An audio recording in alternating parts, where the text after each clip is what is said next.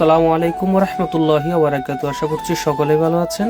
তো যে গাড়িটা দেখতে পাচ্ছেন আপনারা, বিগত কয়েক মাস যাবৎ এই গাড়িটির চিকিৎসা চলছে।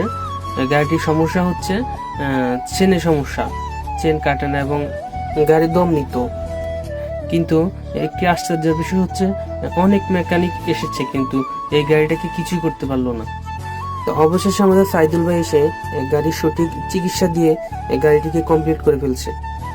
এক কথায় গাড়িটি নতুন করে আবার জীবন ফিরে পেয়েছে। তো সাইদুল ভাই কিন্তু অনেক দক্ষ এবং অভিজ্ঞ একজন মেকানিক।